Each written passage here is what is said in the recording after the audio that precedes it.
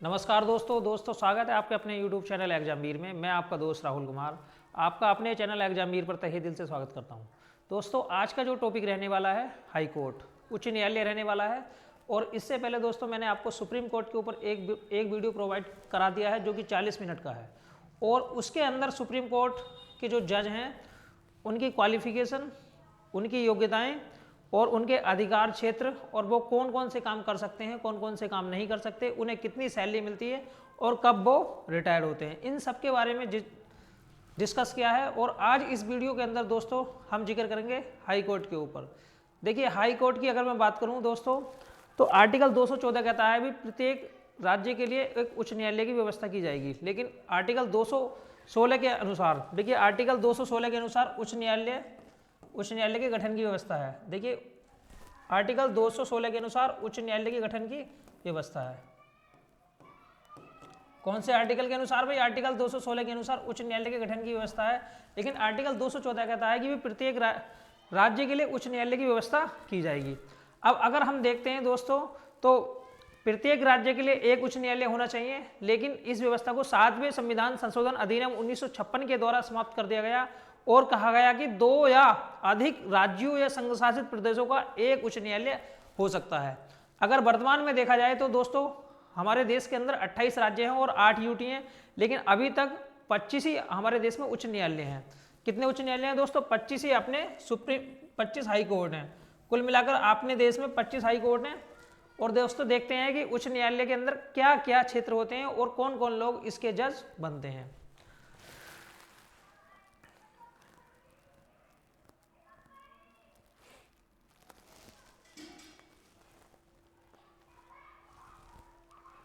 देखिए एक एक पॉइंट को बहुत अच्छी तरीके से डिस्कस करेंगे जिससे आपका एक भी दोस्तों क्यूरी ना रहे। अगर मैं बात करता हूं दोस्तों उच्च न्यायालय के गठन की बात करते हैं तो यहां साफ साफ बोला गया है कि आर्टिकल 216 कहता है कि प्रत्येक उच्च न्यायालय मुख्य न्यायाधीश और ऐसे अन्य न्यायाधीशों से मिलकर बनेगा जिन्हें राष्ट्रपति समय समय पर नियुक्त करता है।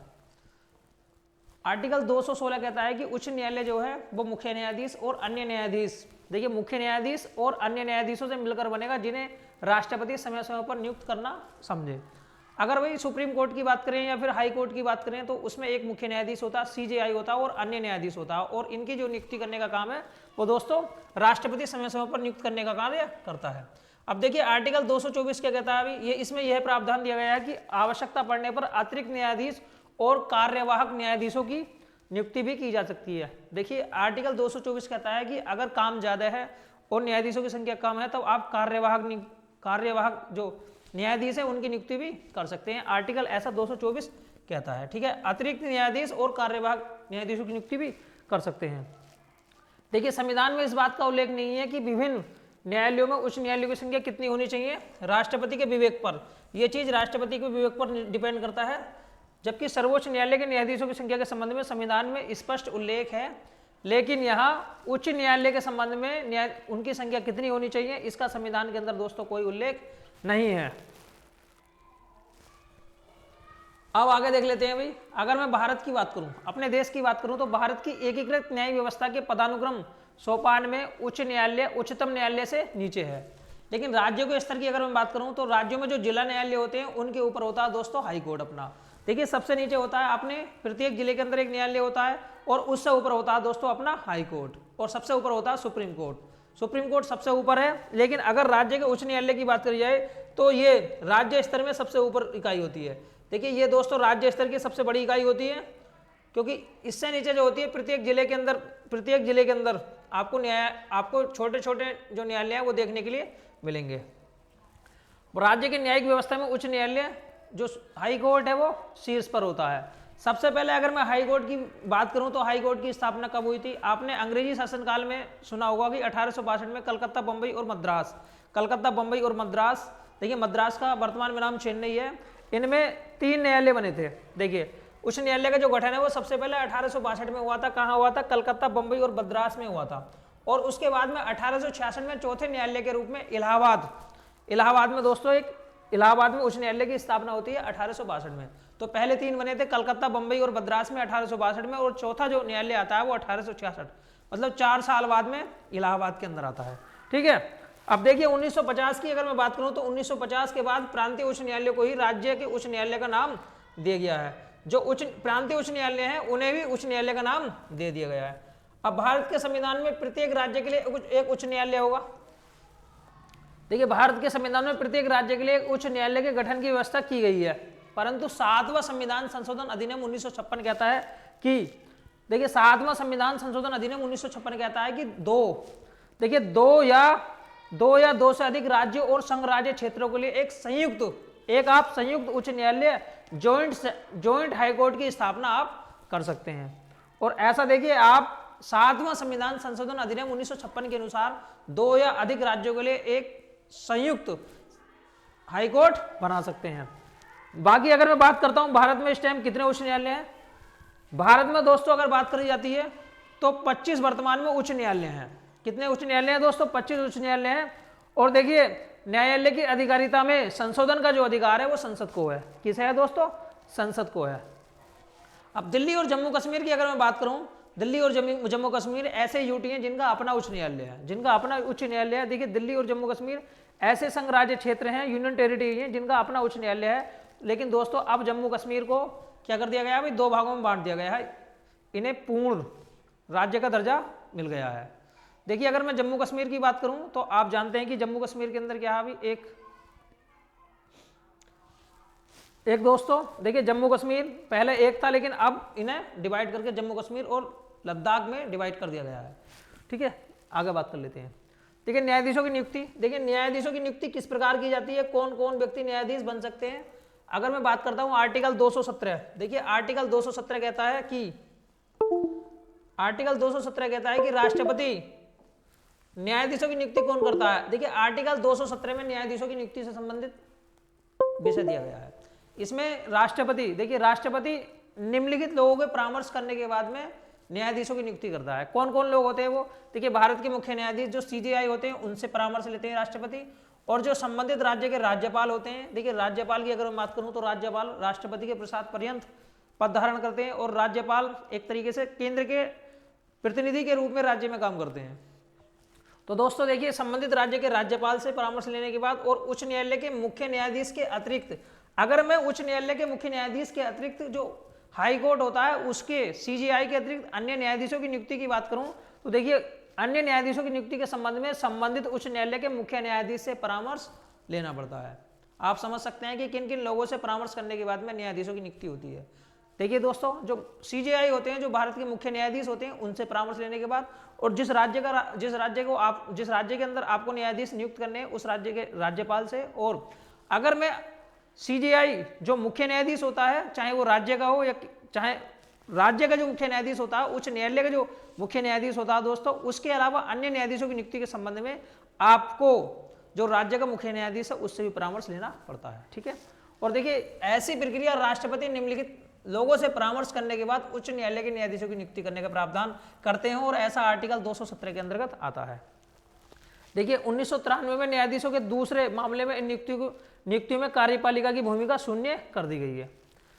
अब आगे देख लेते हैं दोस्तों 1998 में सर्वोच्च न्यायालय 1998 में क्या होता है, इसके पश्चात 1998 में सर्वोच्च न्यायालय द्वारा राष्ट्रपति के संदर्भ पर विचार करते हुए न्यायाधीशों की नियुक्ति और स्थानांतरण से संबंधित विस्तृत मार्गदर्शक सिद्धांत किए गए हैं।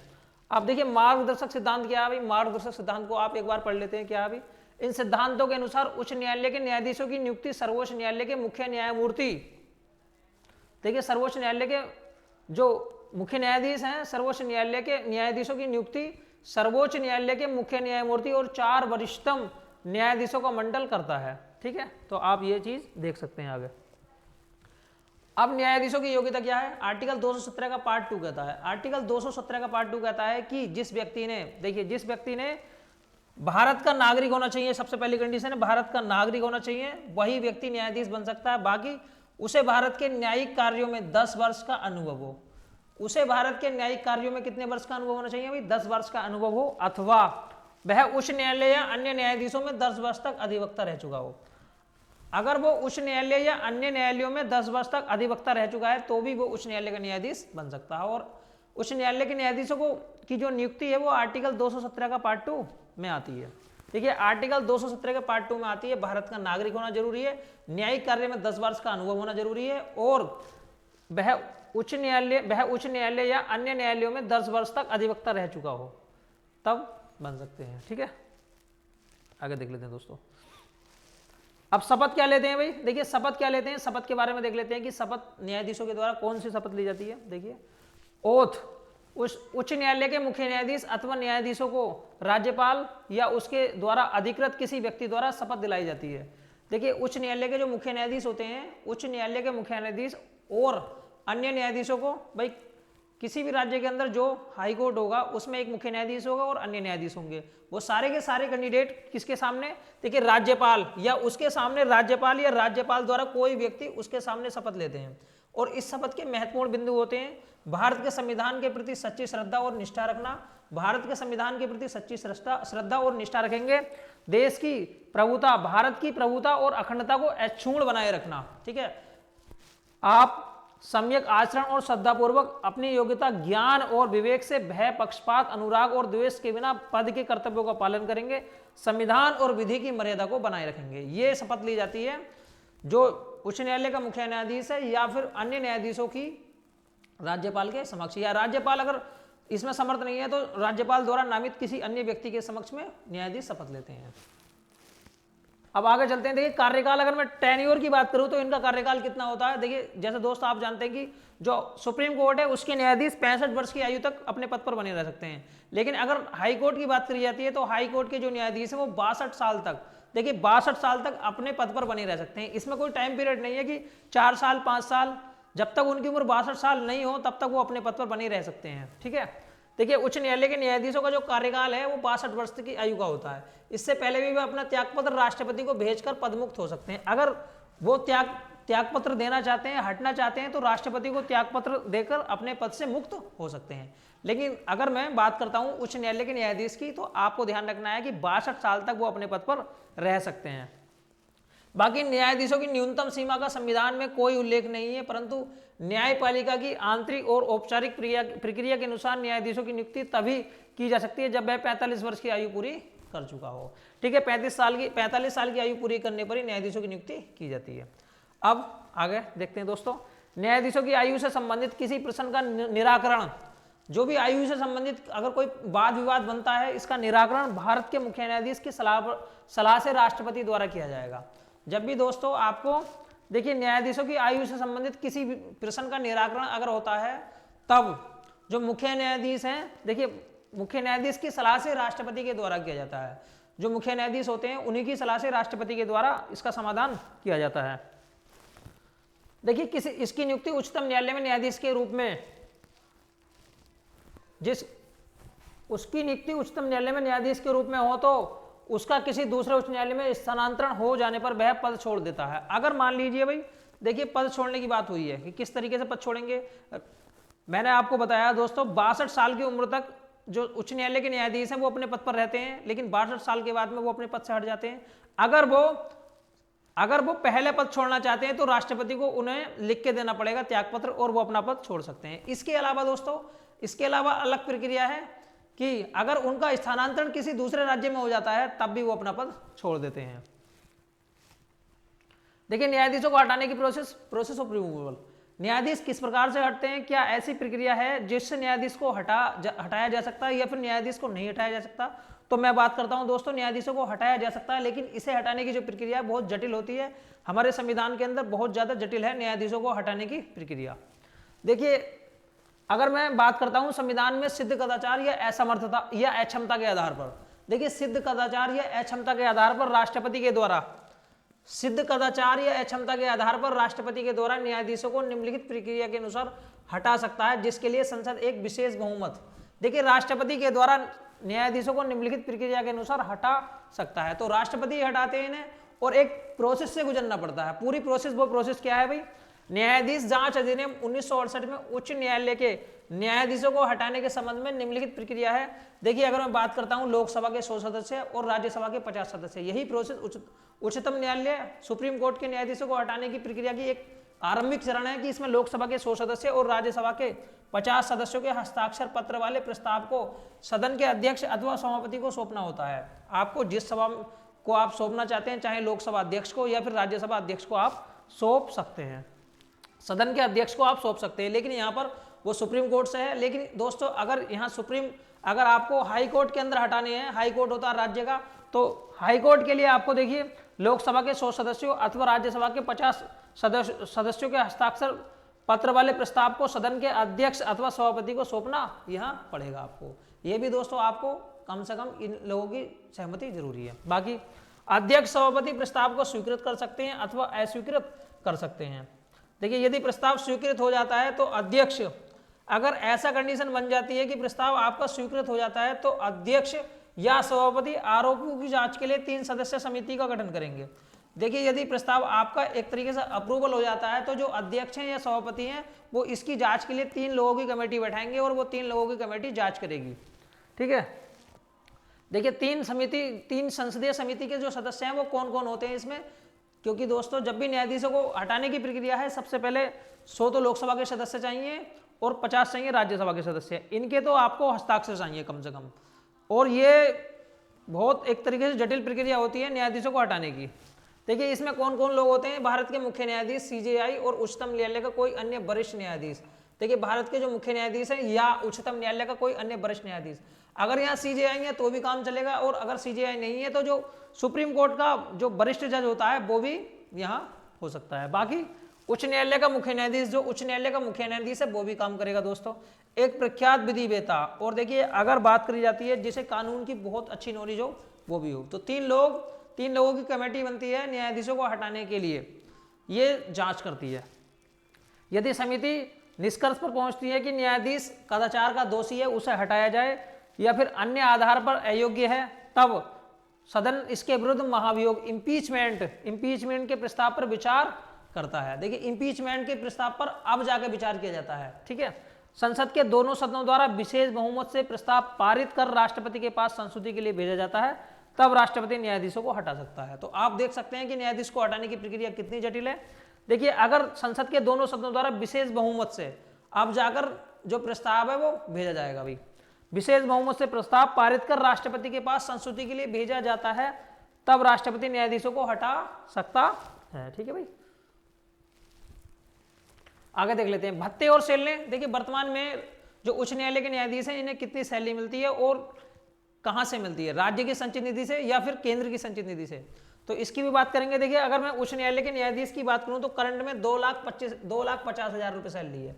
कितनी सैलरी है भाई मुख्य न्यायाधीश को? उच्च न्यायालय हाई कोर्ट के जो मुख्य न्यायाधीश हैं उन्हें 2.5 लाख रुपए मिलते हैं, और अन्य न्यायाधीश जो होते हैं उन्हें 25,000 रुपए कम 2,25,000 रुपए सैलरी प्रतिमाह दिया जाता है। ठीक है, इसके अतिरिक्त उन्हें सरकारी भत्ता, निःशुल्क आवास, चिकित्सा, वाहन और टेलीफोन सुविधाएं आदि भी प्रदान की जाती हैं, जैसे आपने सरकारी नौकरियों के अंदर टीए, डीए, एचआरए वगैरह मिलता देखा है। तो इन्हें क्या मिलता है अभी? इन्हें मिलता है सरकारी भत्ता, निःशुल्क आवास, एचआरए, चिकित्सा, वाहन और टेलीफोन सुविधाएं आदि भी मिलती हैं।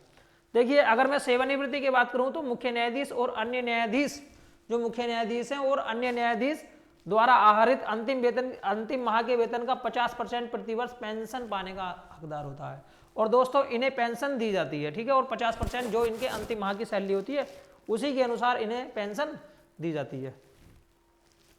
अब बात कर लेते हैं, देखिए उच्च न्यायालय की स्वतंत्रता। उच्च न्यायालय की स्वतंत्रता क्या है भाई? देखिए उच्च न्यायालय की अगर मैं स्वतंत्रता की बात करूं तो देखिए आर्टिकल 229 क्या कहता है? उच्च न्यायालय के न्यायाधीशों को वेतन तथा न्यायालय के सभी प्रशासनिक खर्चों को आर्टिकल 229 के तहत संबंधित राज्य की संचित निधि पर भारित व्यय घोषित किया गया है। देखिए जितने भी खर्च होते हैं यहाँ पर, जितने भी दोस्तों खर्च होते हैं आपको, ये सारे के सारे राज्य की संचित निधि से दिए जाते हैं। देखिए उच्च न्यायालय के न्यायाधीशों के वेतन और न्यायालय के सभी प्रशासनिक खर्चों को आर्टिकल 229 के तहत राज्य की संचित निधि कंसोलिडेटेड फंड ऑफ स्टेट पर भारित किया जाता है। ठीक है, तो राज्य की संचित निधि से इनके खर्च दिए जाते हैं, जितने भी इनके प्रशासनिक खर्च होते हैं वो राज्य की संचित निधि से दिए जाते हैं, क्योंकि ये राज्य में ही काम करते हैं दोस्तों, राज्य में ही काम करते हैं। आर्टिकल 121 क्या कहता है भाई? सर्वोच्च न्यायालय या उच्च न्यायालय के किसी न्यायाधीश द्वारा अपने कार्य के क्रियान्वयन के लिए के संबंध में आचरण पर संसद में चर्चा नहीं की जा सकती। भाई देखिए, सर्वोच्च न्यायालय कर लें या उच्च न्यायालय कर लें, तो इनके आचरण पे अगर किसी न्यायाधीश द्वारा किए गए कार्य के क्रियान्वयन के लिए, भाई सर्वोच्च न्यायालय की बात कर लो या उच्च न्यायालय की बात कर लो, तो कोई न्यायाधीश कोई भी कार्य करता है उस पर देखिए, उस पर जो है ना, उस संबंध में आप उसके आचरण पर संसद में चर्चा नहीं की जाएगी। लेकिन एक कारण से संसद में चर्चा हो सकती है, अगर उस पर इंपीचमेंट की कार्यवाही है तब। ठीक है भाई। आर्टिकल 220 क्या कहता है? आर्टिकल 220 कहता है, देखिए, उच्च न्यायालय के न्यायाधीशों को, उच्च न्यायालय के न्यायाधीश, आर्टिकल 220 कहता है दोस्तों, उच्च न्यायालय के न्यायाधीशों के लिए नियम है कि वे सेवानिवृत्ति के पश्चात सर्वोच्च या उच्च न्यायालय के न्यायालयों के अतिरिक्त भारत के किसी भी न्यायालय में अधिकरण में वकालत नहीं कर सकते। तो ये प्रक्रिया ये प्रक्रिया सुप्रीम कोर्ट के जज के लिए भी है और ये प्रक्रिया हाई कोर्ट के जज के लिए भी है दोस्तों। देखिए, आर्टिकल 220 कहता है कि उच्च न्यायालय के न्यायाधीशों के लिए एक कानून है, वे रिटायर होने के बाद सर्वोच्च न्यायालय तथा उच्च न्यायालय के अतिरिक्त भारत के किसी भी न्यायालय या अधिकरण में वकालत नहीं कर सकते अगर वो सुप्रीम कोर्ट से रिटायर होते हैं। तो वो नीचे वाले न्यायालयों में कभी नहीं जाएंगे। अगर वो हाई कोर्ट से रिटायर होते हैं तो अपने में तो बने रह सकते हैं भाई। हाई कोर्ट से रिटायर होता है कोई जज, तो वो हाई कोर्ट में तो वकालत कर सकता है या फिर उससे बड़ा सुप्रीम कोर्ट में वकालत कर सकता है, लेकिन उससे छोटे में दोस्तों कभी भी वकालत वो नहीं कर सकता। तो इस चीज को आप समझने की कोशिश कीजिए। देखिए, ये इसलिए भी किया जा सकता है क्योंकि मैंने आपको बताया था दोस्तों, जो हाई कोर्ट का और सुप्रीम कोर्ट का जज होता है, अगर वो छोटी छोटी जगह जाएगा तो एक तरीके से उसका दबदबा भी होगा, क्योंकि उसे एक तरीके से जिस सम्मान और उससे देखा जाएगा कि भाई ये तो सुप्रीम कोर्ट के मुख्य न्यायाधीश रहे हुए हैं, इनके पास तो नॉलेज का भंडार है दोस्तों। इसलिए जो सुप्रीम कोर्ट के जज होते हैं वो सुप्रीम कोर्ट के अलावा और कहीं वकालत नहीं कर सकते। ठीक है। बाकी बात करी जाती है हाई कोर्ट की। देखिए, हाई कोर्ट में भी अगर कोई व्यक्ति रिटायर होता है तो वो हाई कोर्ट में वकालत कर सकता है या फिर सर्वोच्च न्यायालय में, सुप्रीम कोर्ट में वकालत कर सकता है। इसके अतिरिक्त भारत के किसी भी न्यायालय अधिकरण में वकालत वो नहीं कर सकते, और ऐसा आर्टिकल 220 में है। कौन से आर्टिकल में ऐसी जो प्रक्रिया है वो आर्टिकल 220 में दी गई है। देखिए, आर्टिकल 229 क्या कहता है? अभी आर्टिकल 229 कहता है कि प्रत्येक उच्च न्यायालय के मुख्य न्यायाधीशों को शक्ति दी गई है कि वह न्यायालय के अधिकारियों व सेवकों की नियुक्ति कर सकें। न्यायालय के अधिकारियों और सेवकों की सेवा शर्तें निर्धारित करने का अधिकार भी मुख्य न्यायाधीशों को ही दिया गया है। तो ये आर्टिकल 229 में प्रक्रिया दी गई है। अब देख लिए उच्च न्यायालय की अधिकारिताएं और शक्तियां। भाई उच्च न्यायालय की क्या क्या शक्ति होती हैं, क्या क्या पावर होती हैं? देखिए दोस्तों, तो मैं आपको बताना चाहता हूं दोस्तों, जो हमारा हाई कोर्ट होता है वो एक तरीके से अपीलीय न्यायालय है कि आप जब भी जो जिले का कोर्ट होता है उसमें कोई मुकदमा हार जाते हैं या फिर आप उससे संतुष्ट रहते हैं, तब आप उसकी अपील के लिए हाई कोर्ट जाते हैं। कहाँ जाते हैं दोस्तों? आप उसकी अपील के लिए हाई कोर्ट जाते हैं। देखिए, जो उच्च न्यायालय है वो सामान्यतः अपीलीय न्यायालय है। कैसा न्यायालय है भाई? अपीलीय न्यायालय है। उच्च न्यायालय अपीलीय न्यायालय है। अतः उच्च न्यायालय के समक्ष आने वाले अधिकार, देखिए, आने वाले अधिकार मामले जिला न्यायपालिका के निर्णय के विरुद्ध अपील के रूप में दर्ज होते हैं। जो जिला न्यायपालिका है उसके निर्णय के विरुद्ध आप अपील के रूप में उच्च न्यायालय, आप कहाँ जाते हैं दोस्तों? उच्च न्यायालय जाते हैं। परंतु भारत के कुछ उच्च न्यायालयों में सिविल मामले सीधे दर्ज किए जाते हैं। वो कौन कौन से हैं? कलकत्ता, बंबई और मद्रास, जिनकी शुरुआत 1862 में शुरू में हुई थी। 1862 में इनकी शुरुआत शुरू में हुई थी, कलकत्ता, बंबई और मद्रास की, अंग्रेजी जमाने में। तो आप अगर यहाँ डायरेक्ट उच्च न्यायालय के समक्ष सिविल मामलों सीधे लाए जा सकते हैं। तो ये तीन ऐसे हैं जिनमें आप डायरेक्ट सिविल मामले ले जा सकते हैं। बाकी उच्च न्यायालय के न्यायाधीशों को आपराधिक या दीवानी मामलों में किसी प्रकार की आरंभिक अधिकारिता नहीं है। बाकी दोस्तों, अगर मैं आरंभिक अधिकारिता की बात करूं, देखिए, उच्च न्यायालयों को आपराधिक या दीवानी मामलों में किसी प्रकार की आरंभिक अधिकारिता नहीं है। आप यहां पहल बिल्कुल नहीं कर सकते। इसका अभिप्राय है कि आपराधिक मामले जनपद न्यायालय से अपील के बाद ही उच्च न्यायालय में लाए जा सकते हैं। कि अगर आपराधिक न्यायालय की बात करूं तो सबसे पहले आप जनपद न्यायालय में जाएंगे, आप अपने जिले के न्यायालय में जाएंगे, उसके बाद में आप उसके निर्णय से असंतुष्ट होते हैं या आपको लगता है कि वे निर्णय में गुंजाइश है, ठीक है, तब जाकर अपील के रूप में आप कहाँ जाते हैं? हाई कोर्ट जाते हैं। तो ये चीज आपको ध्यान रखनी है कि आप कभी भी हाई कोर्ट के अंदर अपना मुकदमा, अगर वो आपराधिक या दीवानी मामले का है, तो एकदम नहीं जा सकते। तो ध्यान रखना है इस चीज को। जो उच्च न्यायालयों को आपराधिक या दीवानी मामलों में किसी प्रकार की अधिकारिता नहीं है, इसे आरंभिक अधिकारिता नहीं है उच्च न्यायालय को। और इसका अभिप्राय यही है कि सबसे पहले आप कहाँ जाएंगे, जनपद के न्यायालय में जाएंगे और उसकी अपील के बाद में आप हाईकोर्ट दोस्तों जा सकते हैं। लोकसभा और विधानसभा चुनाव से संबंधित विवाद सीधे उच्च न्यायालयों में सुने जाते हैं। अगर लोकसभा और विधानसभा, देखिए लोकसभा और विधानसभा से संबंधित कोई विवाद है तो ये कहाँ सुना जाएगा, ये उच्च न्यायालय में सुना जाएगा। कहाँ सुना जाएगा दोस्तों, ये उच्च न्यायालय में सुना जाएगा। जब भी लोकसभा और विधानसभा का कोई विवाद होता है तो ये कहाँ सुना जाता है, उच्च न्यायालय में सुना जाता है। आगे देखिए रिट शक्ति की मैं बात कर लेता हूँ।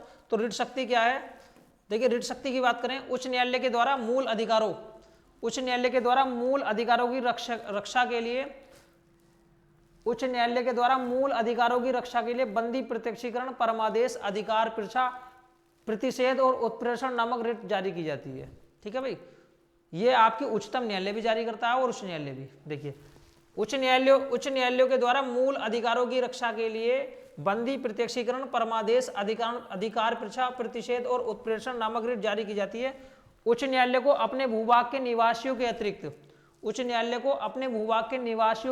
उन व्यक्तियों के विरुद्ध भी रिट जारी करने की शक्ति प्राप्त है जिन्होंने विधि विरुद्ध कोई कार्य किया है और वो उच्च न्यायालय की अधिकारिता के क्षेत्र में आता है।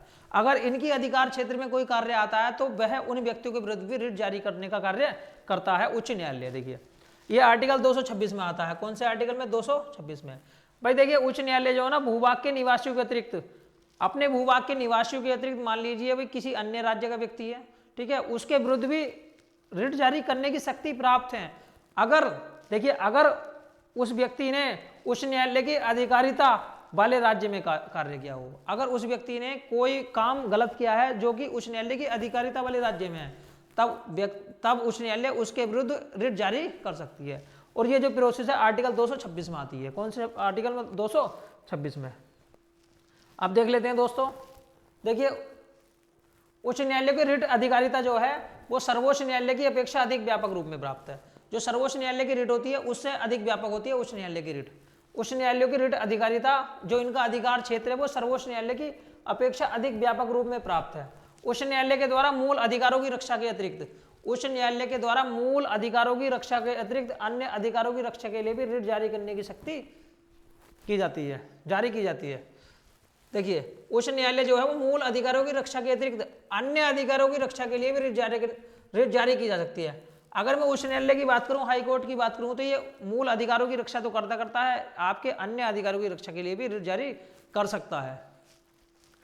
संपत्ति का अधिकार वर्तमान में वैधानिक अधिकार है, लीगल राइट है, जिसकी रक्षा के लिए उच्च न्यायालय रिट जारी करता है। देखिए संपत्ति के अधिकार की अगर मैं बात करूं तो ये मौलिक अधिकार नहीं है, इसे मौलिक अधिकार की श्रेणी से हटा दिया गया है। शुरू में दोस्तों मौलिक अधिकार था, लेकिन अब मौलिक अधिकार फंडामेंटल राइट ये नहीं है। अब इसे वैधानिक अधिकार, लीगल राइट में जगह दी गई है, वैधानिक अधिकार में जगह दी गई है। और इसके लिए उच्च न्यायालय रिट जारी करता है। इसकी रक्षा के लिए कौन जारी करता है, उच्च न्यायालय रिट जारी करता है कि आप किसी व्यक्ति की संपत्ति नहीं छीन सकते। उच्च न्यायालय इसकी रक्षा के लिए रिट जारी करने की शक्ति रखता है। ठीक है, आगे बात कर लेते हैं। देखो उच्च न्यायालय को संविधान की व्याख्या का भी अधिकार है। उच्च न्यायालय भी संविधान की व्याख्या करने का अधिकार रखता है। यह मूल अधिकारों की भी रक्षा कर सकता है और मूल अधिकारों की रक्षा के लिए उच्च न्यायालय में जनहित याचिका PIL भी दायर की जा सकती है।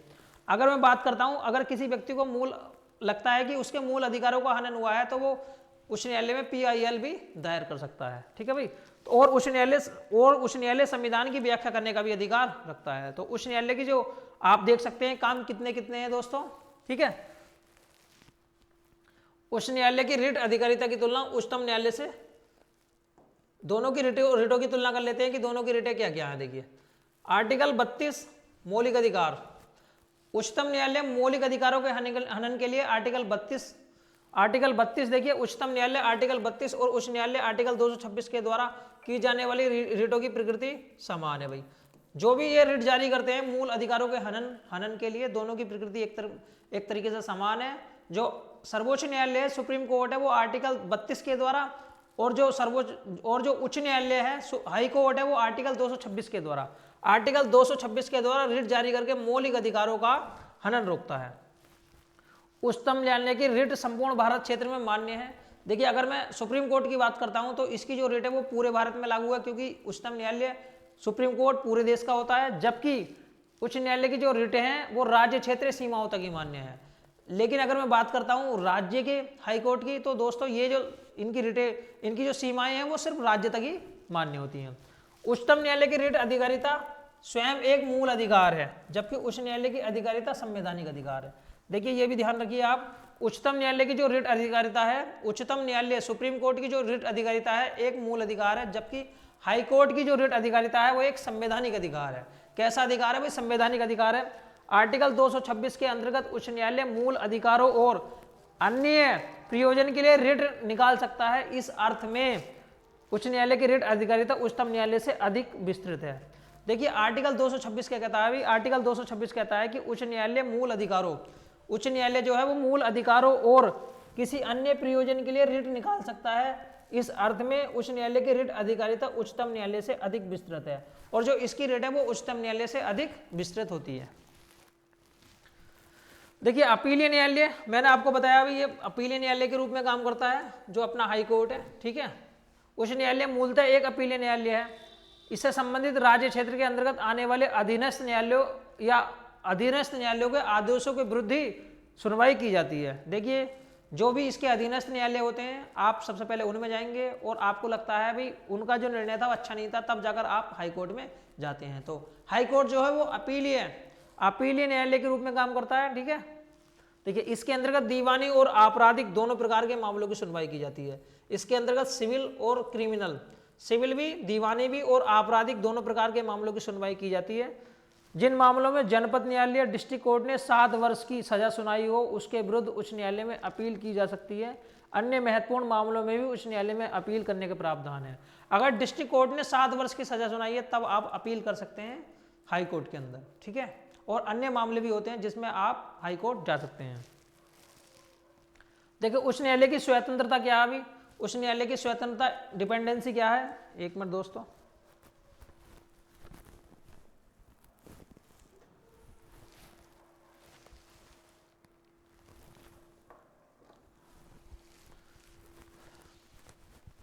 देखिए उच्च न्यायालय की स्वतंत्रता की बात कर लेते हैं। इंडिपेंडेंस ऑफ हाई कोर्ट कौन कौन से आर्टिकल के द्वारा? देखिए न्यायाधीश की नियुक्ति, वर्तमान में सर्वोच्च न्यायालय के न्यायाधीशों का एक परामर्श मंडल कि उच्च न्यायालय के न्यायाधीशों की नियुक्ति करता है, जो कि राजनीतिक हस्तक्षेप से परे है। जो सर्वोच्च न्यायालय का एक, जो सुप्रीम कोर्ट का, दोस्तों सुप्रीम कोर्ट का एक तरीके से मंडल है सुप्रीम कोर्ट का। देखिए वर्तमान में सर्वोच्च न्यायालय के न्यायाधीशों का एक परामर्श मंडल, जो कोलेजियम है, वो ही उच्च न्यायालय के न्यायाधीशों की नियुक्ति करता है, जो कि राजनीतिक हस्तक्षेप से परे है।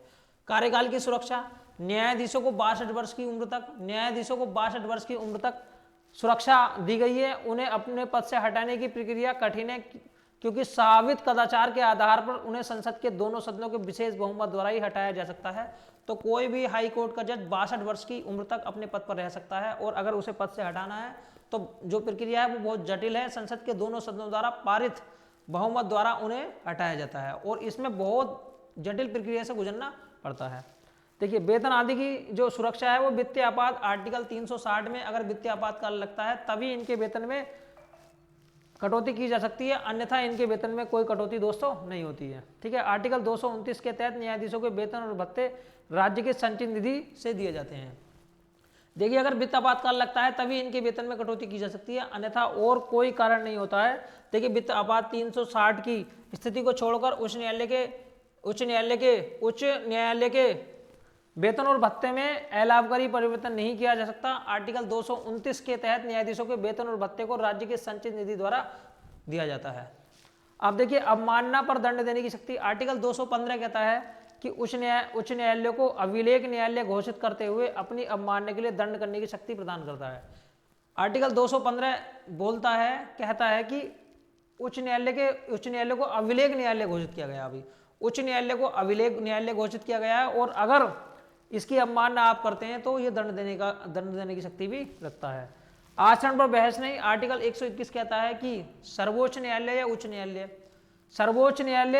उच्च न्यायालय के किसी न्यायाधीश द्वारा अपने कार्य के निर्वहन के संबंध में उसके, ठीक है भाई, निर्वहन के संबंध में उसके आचरण पर बहस नहीं की जाएगी, महाभियोग प्रक्रिया को छोड़कर। और इम्पीचमेंट की प्रक्रिया होती है तब जाकर बहस कर सकते हैं, तब जाकर उसके बारे में दोस्तों चर्चा की जा सकती है। अब मैं थोड़ा सा डिस्कस कर लेता हूँ कि difference between supreme court and high court, दोनों के बीच में एक तरीके से डिफरेंस देख लेते हैं कि क्या क्या इनके बीच में डिफरेंस होता है। देखिए भारत में उच्चतम न्यायालय की बात करूँ, सुप्रीम कोर्ट की बात करूँ, तो ये सबसे ऊंचे शिखर पर है। देखिए कानून व्यवस्था के मामले में, न्यायिक व्यवस्था के मामले की बात करूँ तो ये ऊंचे शिखर पर है। बाकी देखिए राज्य की मैं बात करूँ तो राज्य के अंदर जो हाई कोर्ट होता है न्यायिक व्यवस्था के मामले में वो सबसे सर्वोच्च होता है। अभी राज्य के अंदर जो अपना हाई कोर्ट होता है वो सर्वोच्च होता है, लेकिन ये अपीलीय न्यायालय के रूप में कार्य करने का काम करता है। बाकी आप देख सकते हैं कि जो सुप्रीम कोर्ट के जज हैं, दोस्तों वो 65 वर्ष की उम्र तक अपने पद पर बने रह सकते हैं, लेकिन हाई कोर्ट के जजों की अगर मैं बात करूं तो वो 62 वर्ष तक ही अपने पद पर बने रह सकते हैं, जब तक उनकी उम्र 62 वर्ष नहीं होती है। अगर देखिए मैं इनकी बात करता हूं पेंशन भत्ता और जो है उच्चतम न्यायालय जो सुप्रीम कोर्ट के जो जज हैं उन लोगों को पेंशन और जो भत्ता है वो भारत के संचय निधि से दिए जाते हैं, लेकिन इन लोगों को पेंशन भत्ता राज्य की संचय निधि से।